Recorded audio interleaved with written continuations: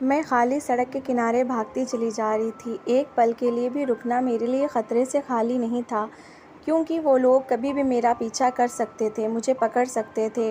अपने शरीर की सारी ताकत को जमा करके भाग रही थी, लेकिन अब मेरे अंदर इतनी ताकत नहीं बची थी कि मैं अब और ज़्यादा भाग सकूं।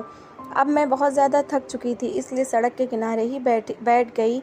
इतना ज़्यादा भागने से मेरी हालत बहुत ज़्यादा ख़राब हो चुकी थी। मेरे शरीर में इतनी ताकत नहीं थी कि मैं एक कदम भी आगे चल सकूं, क्योंकि मैंने अभी 3.5 घंटे पहले ही एक नन्ही सी जान को जन्म दिया था। कमज़ोरी के कारण मुझे चक्कर आने लगे थे, लेकिन मुझे अपनी जान को, अपनी प्यारी सी बेटी को उन दरिंदों से बचाना था, इसलिए मैं अस्पताल से भाग आई थी।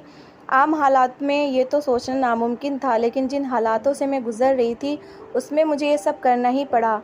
मेरा नाम रितु है। मैं एक अनाथ लड़की हूँ। मेरे चाचा और चाची ने मुझे पाल पोस कर बड़ा किया। चाचा तो मुझे प्यार करते थे, लेकिन चाची के लिए मैं सिर्फ बोझ थी। पूरा दिन काम करवाती थी और फिर सबके खाना खाने के बाद बचा खुचा खाना मुझे देती थी। मेरी चचेरी बहन अनुपमा के मंगेतर ने जब अनुपमा से मंगनी तोड़कर और मुझसे शादी करने की पेशकश रखी, तो चाची के सर पर आसमान गिर पड़ा। वो गुस्से से फट पड़ी थी। मेरी ज़िंदगी तो वैसे ही तकलीफ़ों से भरी हुई थी। अनुपमा के मंगेतर ने मेरी ज़िंदगी में और ज़्यादा कांटे बो दिए थे। चाची ने मुझे बालों से घसीटते हुए एक कमरे में बंद कर दिया और पूरा दिन खाने को कुछ भी नहीं दिया था। चाचा मुझसे प्यार तो करते थे, लेकिन वो बूढ़े हो चुके थे और चाची के सामने उनकी कुछ नहीं चलती थी। अगले दिन चाची ने मुझे एक कमरे से बाहर निकाला, एक जोड़ी कपड़े मेरी तरफ फेंके और मुझसे कहा, इसे पहनकर तैयार हो जाओ, आज तुम्हारी शादी है। मैं हक्का बक्का सी चाची का मुँह देख रही थी।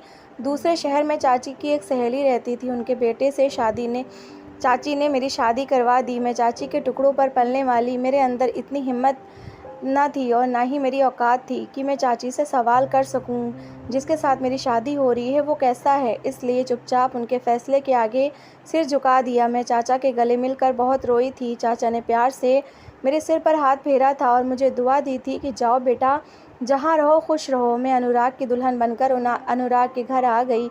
मुझे लगा मेरे पति अनुराग के रूप में मुझे एक बड़ा सहारा मिल गया है। मेरी ज़िंदगी में जो मेरे माँ बाप के प्यार की कमी थी वो अनुराग पूरी करेंगे।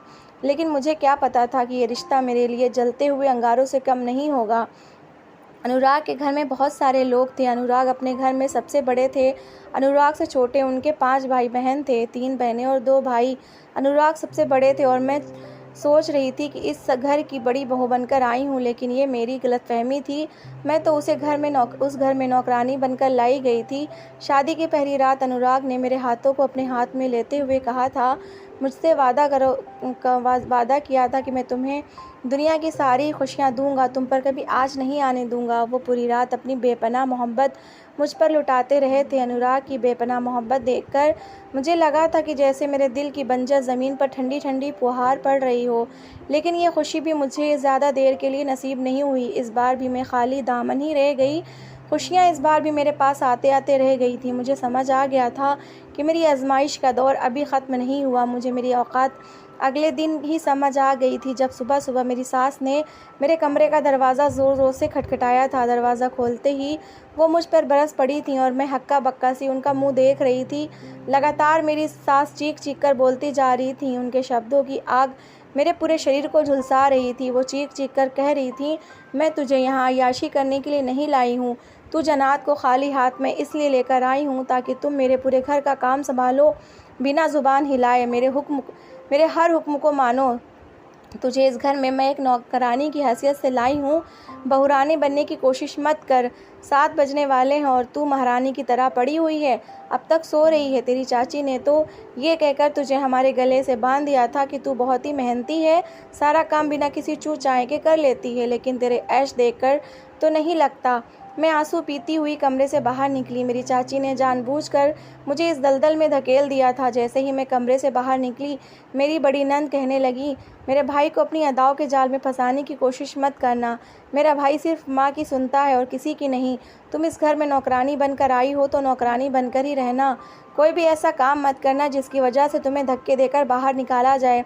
अपनी नंद की बात सुनकर मेरे रोंगटे खड़े हो गए। वो सीधी साफ शब्दों में मुझे धमकी दे रही थी कि रहना है तो हमारी नौकरानी बनकर रहो, नहीं तो फिर उसी नरक में चली जाओ जहाँ से निकल कर आई थी। मैं चुपचाप वहाँ से किचन में चली गई। मेरी आंखों के कटोरे भीग चुके थे। मैं जल्दी जल्दी सबके लिए नाश्ता बनाने लगी थी। थोड़ी देर में अनुराग उठकर आए। उन्होंने मुझे सब काम करते देखा लेकिन कुछ नहीं बोले। मेरा दिल कटकर रह गया। मैं समझ गई कि मेरी पूरी ज़िंदगी ऐसे ही ताने सुन सुन के और दूसरों की गुलामी में गुजर जाएगी। लेकिन पता नहीं क्यों जब से अनुराग को देखा था तो मैंने अपने दिल में एक खुशफहमी पाल ली थी कि मुझे एक मजबूत सहारा मिल गया है। लेकिन जब ये उम्मीदें टूटी तो मैं ख़ुद को संभाल नहीं पाई। मैं टुकड़े टुकड़े हो गई थी। मेरी बड़ी नंद ने ठीक ही तो कहा था कि अनुराग अपनी माँ की हर बात आँख बंद करके विश्वास करता है। अनुराग अपनी माँ की हर सच्ची झूठी बात पर आंखें बंद करके विश्वास कर लेता था। मेरी सास मेरी ना की हुई गलतियाँ भी अनुराग को गिनाती और अनुराग मुझे सबके सामने ही बेइज्जत कर देते। शुरू में मैंने अपनी सफाई देने की कोशिश की लेकिन अनुराग को मेरी बात सुनना ही नहीं थी। वो तो बस अपनी माँ की सुनते थे। फिर मैंने भी चुप साध ली। सुबह से लेकर शाम तक मैं पागलों की तरह काम करती और जब रात होती तो अनुराग अपना प्यार लुटाने के लिए तैयार बैठे होते थे।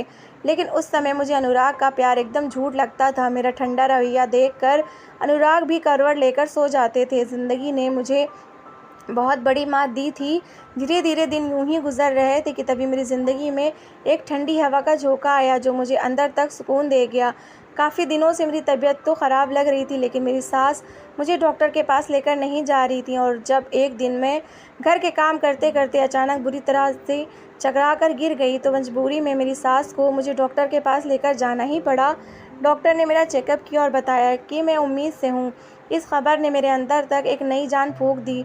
मैं खुशी से पागल हो रही थी। मैं दिल ही दिल में सोच रही थी कि यह खुशखबरी अनुराग को सुनाऊंगी तो वो कितना खुश होंगे। लेकिन मेरी खुशी मिट्टी में मिल गई जब मेरी सास ने कहा कि उन्हें बेटा चाहिए। अगर बेटी हुई तो आगे जो कुछ भी होगा उसकी ज़िम्मेदार मैं खुद होंगी। अपनी सास की बात सुनकर मेरा दिल दहल गया। लड़का या लड़की देना तो भगवान की मर्ज़ी है, इसमें मैं बेचारी क्या कर सकती थी।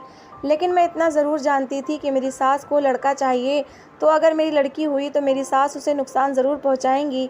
मेरी सास ने मेरी ज़िंदगी की सबसे बड़ी खुशी को दुख में बदल दिया। मैं दिन रात इसी चिंता में घुलती रहती कि अगर लड़की हो गई तो क्या होगा। मैंने कई बार अनुराग से इस बारे में बात करना चाही तो अनुराग ने मुझे टाल दिया। कहने लगे जो होगा देखा जाएगा, तुम अभी से इस सब फिक्र में क्यों भूली जा रही हो। भगवान से दुआ करो कि वो तुम्हें बेटा ही दे। कभी कभी अनुराग पर मुझे हैरत होती थी कि वो पढ़े लिखे होने के बावजूद भी सही और गलत में फ़र्क क्यों नहीं कर पाते। अनुराग को अच्छी तरह मालूम था कि इस घर में मेरे साथ क्या क्या होता है, मेरे ऊपर क्या क्या जुल्म ढाए जाते हैं और उनकी माँ का सलूक मेरे साथ कैसा है। लेकिन उन्होंने मेरी तरफ से एक शब्द भी अपनी माँ को नहीं बोला था। वक्त धीरे धीरे गुजरता जा रहा था। ऐसे ही 6 महीने मैंने रोकर काटे थे। मैं रो कर अपने भगवान से दुआएं मांगती कि भगवान जब मेरी बेटी होगी तो ये लोग उसके साथ क्या सलूक करेंगे, क्योंकि मेरा दिल गवाही देता था कि मुझे बेटी ही होगी। लेकिन मैंने अपने दिल में पक्का फ़ैसला कर लिया था अगर भगवान ने मुझे बेटी भी दी तो मैं उसे लेकर कहीं दूर चली जाऊंगी। मुझे अनुराग से तो कोई उम्मीद ही नहीं थी क्योंकि अनुराग तो अपनी माँ की हर बात पर सर झुका देते थे और उनकी माँ को तो बेटा चाहिए था। जब अनुराग ने मेरे लिए ही अपनी माँ के ख़िलाफ़ एक शब्द नहीं बोला तो फिर वो अपनी बेटी के लिए क्या करते। मेरे 9 महीने पूरे होने वाले थे लेकिन मैं अभी भी बराबर पूरे घर का काम करती थी। सुबह से लेकर रात तक पूरे घर का काम करती और थककर चूर हो जाती थी। खाने पीने का भी कोई ख़ास इंतज़ाम नहीं था, जो कुछ भी मिल गया वही खा लिया। कभी खाने का मन नहीं किया तो ऐसे ही सो गई। कोई कहने वाला भी नहीं था कि उठो खाना खा लो। अनुराग को कभी कभी अपनी नौकरी के काम से दूसरे शहर जाना पड़ता था और उन्हें वहाँ कई कई दिन लग जाते थे। ऐसे ही अनुराग अपने काम से बाहर गए हुए थे कि तभी मुझे लेबर पेन शुरू हो गया। मैंने अपनी सास को बताया तो कहने लगी पहले जो मैले कपड़े पड़े हैं इन्हें धो ले, फिर बाद में तुझे डॉक्टर के पास लेकर चलती हूँ। मैं हैरत से अपनी सास को देख रही थी कि कोई इतना पत्थर दिल कैसे हो सकता है। मैंने जैसे तैसे कपड़े धोए, फिर जाकर मेरी सास मुझे हॉस्पिटल ले गई जहाँ कुछ ही देर बाद मैंने एक खूबसूरत सी बच्ची को जन्म दिया। जब नर्स ने मुझे बताया कि तुमने बच्ची को जन्म दिया है तो मैं बहुत ज़्यादा डर गई। मैं उसे नर्स के हाथ जोड़ने लगी कि प्लीज़ मेरे घर वालों को अभी कुछ मत बताना। नर्स हैरत से मुझे देखने लगी, कहने लगी ऐसा क्यों। मैंने उसे सारी बातें बता दी। मैंने उससे कहा कि मुझे यहाँ से भगा दो, नहीं तो वो लोग मेरी बच्ची को मार देंगे। वो नर्स और रहमदिल थी, उसने मुझे एक चादर दी और मेरी बच्ची को कंबल में लपेट कर मेरी गोद में देकर कहा तुम पिछले दरवाजे से निकल जाओ, तुम्हारे पास आधा घंटा है। मैं उन लोगों को संभाल लूँगी। मैंने नर्स का शुक्रिया अदा किया और लेबर रूम के पिछले दरवाजे से भाग गई। भागते भागते मैं सड़क पर आ गई थी। भागते भागते मैं इतना ज़्यादा थक चुकी थी कि सड़क के किनारे ही बैठ गई। तभी एक गाड़ी आकर वहाँ रुकी। उसमें से एक बूढ़ा आदमी और एक बूढ़ी औरत निकले। वो मेरे पास आए, कहने लगे, बेटी तुम यहाँ ऐसे क्यों बैठी हो, तुम्हें कुछ चाहिए क्या? मैंने उनसे कहा, हाँ मुझे एक घर चाहिए जहाँ मैं इज्जत से अपनी बेटी के साथ रह सकूँ। मैं अपनी नाजुक सी कली को सीने से लगाए रो रही थी और उन लोगों को मेरे ऊपर तरस आ गया। मेरी हालत ऐसी नहीं थी कि वो लोग मुझसे और ज़्यादा सवाल जवाब करते। मुझसे कहने लगे, बेटी हमारे साथ हमारे घर चलो, हम अपने घर में अकेले रहते हैं। हम तुम्हें और तुम्हारी बच्ची को अपने साथ रखने को तैयार हैं। जहाँ तुम जैसे चाहो अपनी ज़िंदगी जी सकती हो। मेरे लिए वो लोग बिल्कुल अनजान थे, लेकिन मैं सड़क पर यूं ही कब तक बैठी रहती। सो चुपचाप बिना कुछ सोचे बेचारे गाड़ी में आकर बैठ गई। वो लोग मुझे अपने घर ले गए। घर क्या था, एक आलीशान कोठी थी। दोनों लोग अपने घर में अकेले रहते थे। नौकरों की कमी नहीं थी। उन्होंने मुझे और मेरी बेटी को एक अलग से कमरा रहने के लिए दे दिया और मुझसे कहा कि बेटा तुम हमें माँ और बाबूजी कह सकती हो, क्योंकि हम औलाद को तरसते रहते हैं। हमारा एक ही बेटा है जो विदेश में रहता है और कभी कभी ही हमसे मिलने आता है। माँ बाबूजी ने मेरी बेटी का नाम रिंकी रखा था। मेरी बेटी बहुत ही सुंदर थी, एकदम गोल मटोल सी गोरी चिट्ठी। मैं बहुत ही सुकून से माँ बाबूजी के साथ रहती थी।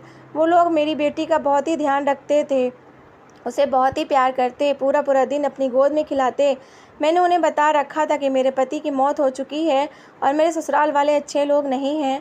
उन्हें बेटा चाहिए था, इसलिए वो मेरी बेटी को नुकसान पहुंचा सकते थे और इसलिए मैं अपनी बेटी को लेकर भाग गई।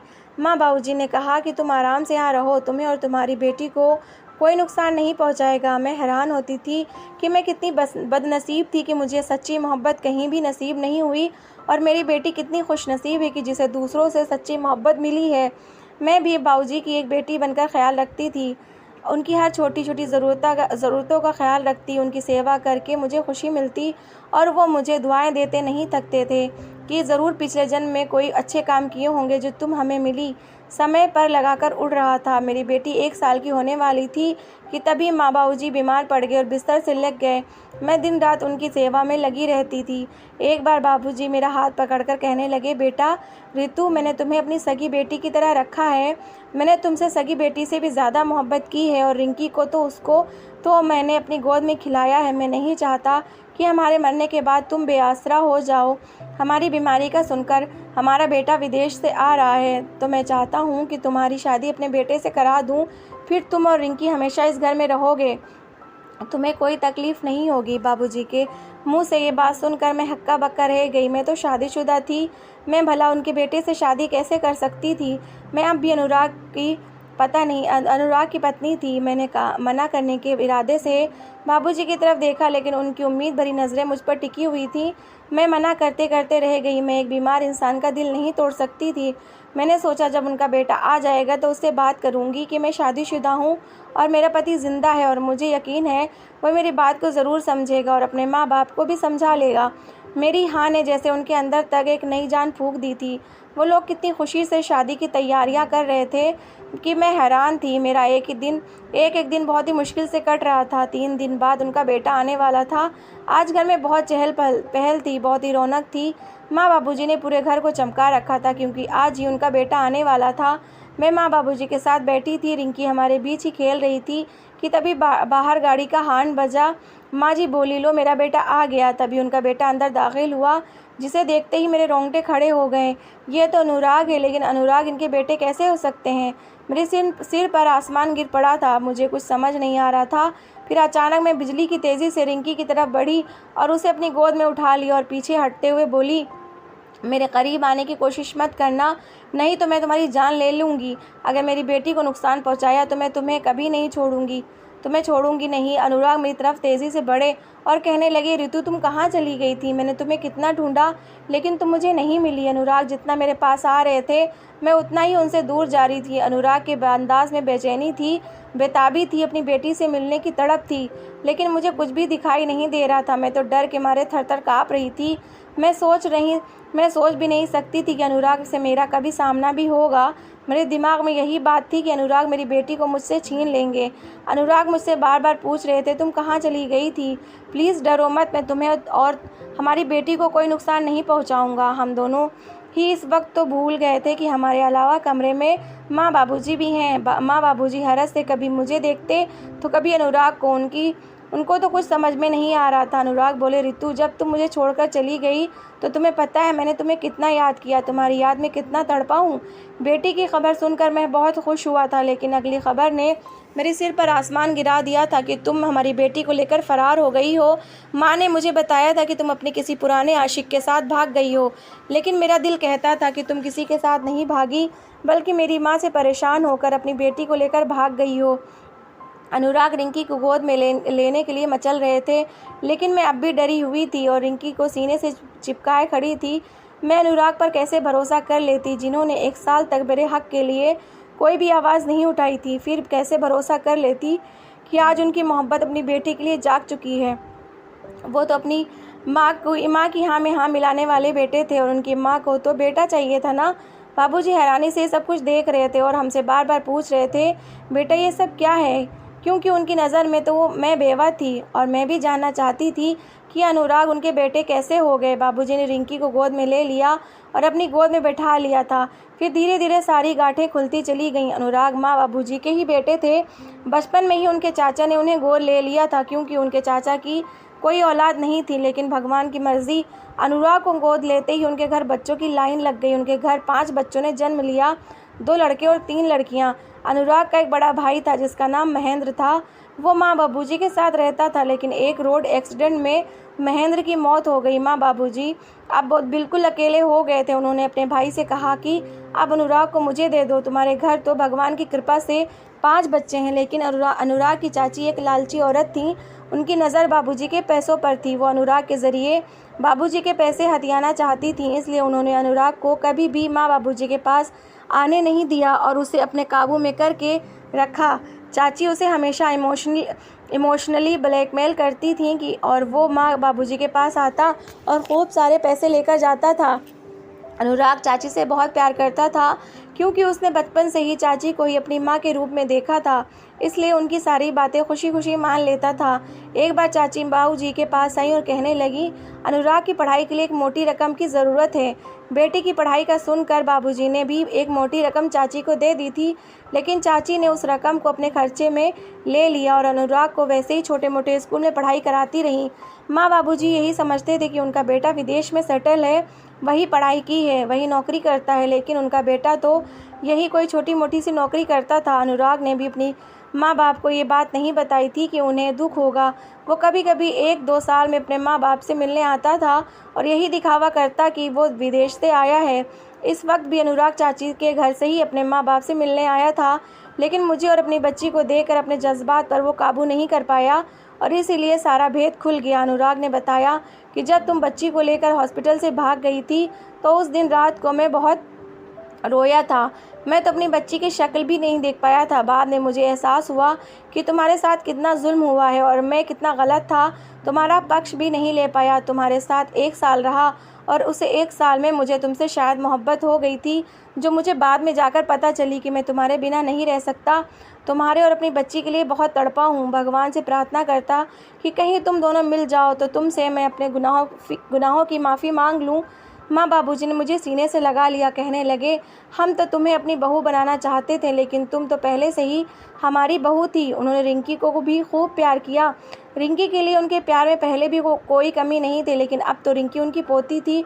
उन्होंने अनुराग से कहा कि तुम चाहो तो अपनी चाची के साथ रह सकते हो, लेकिन रितु और रिंकी हमारे साथ ही रहेंगे। हम लोग इन दोनों के बिना नहीं रह सकते। अनुराग बोले, नहीं बाबूजी, मैं अपनी बच्ची के लिए और अपनी पत्नी के लिए बहुत तड़पा हूँ और मुझे आप दोनों की तकलीफ़ का भी एहसास है कि बड़े भाई की मौत के बाद अब आप दोनों कितने अकेले रह गए हैं। चाचा और चाची को भगवान ने बहुत सी औलादें दी हैं, लेकिन आप तो बिल्कुल अकेले हैं। चाचा और चाची अपने बच्चों के साथ खुश रह लेंगे। मैं आपके साथ ही रहूँगा और अपनी बीवी बच्चों के साथ रहूँगा। अनुराग ने मुझसे माफ़ी मांगी और मैंने भी अनुराग को माफ़ कर दिया, क्योंकि अनुराग की वजह से ही मुझे इतने प्यार करने वाले सास ससुर के रूप में माँ बाप मिले थे और मेरी फैमिली पूरी हो चुकी थी। प्यार करने वाले सास ससुर, जान छिड़कने वाला पति और एक प्यारी सी बेटी, और अब मुझे ज़िंदगी में कुछ नहीं चाहिए। सच कहते हैं, भगवान हमारा कभी भी बुरा नहीं चाहते। वो अपने बंदों के लिए हमेशा कुछ ना कुछ अच्छा ही सोचते हैं। बस वो कभी कभी हम नाशुक्रे हो जाते हैं और बहुत ज़्यादा मुसीबतें पड़ने पर अपने भगवान से नाराज़ हो जाते हैं। लेकिन हिम्मत से काम लेने वालों पर और हर हाल में खुश रहने वालों पर भगवान भी हमसे खुश होते हैं। उसका बदला वो हमें ज़रूर देते हैं। और मुझे अभी भी मेरे भगवान ने मेरी आजमाइशों का बदला दिया था और मुझे इतने प्यारे रिश्ते दिए थे। तो दोस्तों, कैसी लगी आपको मेरी कहानी? अगर अच्छी लगी है तो प्लीज़ कमेंट बॉक्स में ज़रूर बताइएगा और इस कहानी को लाइक करिएगा, शेयर करिएगा और मेरे चैनल को सब्सक्राइब करिएगा। Thanks for watching.